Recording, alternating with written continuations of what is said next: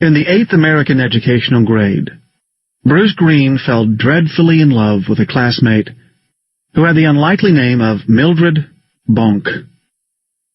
The name was unlikely because if ever an 8th grader looked like a Daphne Christensen or a Kimberly St. Simone or something like that, it was Mildred Bonk.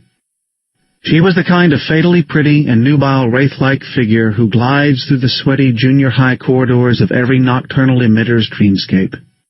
Hair that Green had heard described by an overwrought teacher as flaxen, a body which the fickle angel of puberty, the same angel who didn't even seem to know Bruce Green's zip code, had visited, kissed, and already left back in 6th.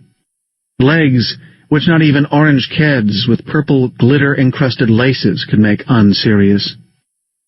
Shy, iridescent, coltish, pelvically infractious, amply busted, given to diffident movements of hand brushing flaxen hair from front of dear creamy forehead, movements which drove Bruce Green up a private tree.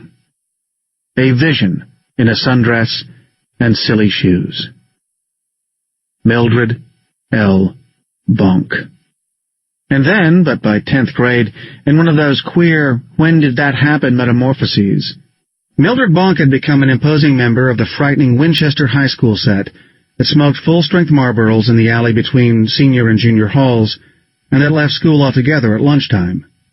Driving away in loud, low-slung cars to drink beer and smoke dope, driving around with sound systems of illegal wattage, using Visine and Clorettes, etc. She was one of them.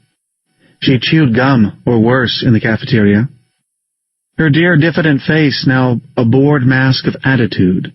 Her flaxen locks now teased and gelled into what looked, for all the world, like the consequence of a finger stuck into an electric socket. Bruce Green saved up for a low-slung old car and practiced attitude on the aunt who'd taken him in. He developed a will. And by the year of what would have been graduation, Bruce Green was way more bored, imposing, and frightening than even Mildred Bonk. And he and Mildred Bonk and tiny, incontinent Harriet Bonk Green lived just off the Alston Spur in a shiny house trailer with another frightening couple, and with Tommy Ducey, the infamous, hair-lipped, pot and sundries dealer, who kept several large snakes in unclean, uncovered aquaria, which smelled, which Tommy Ducey didn't notice because his upper lip completely covered his nostrils, and all he could smell was lip.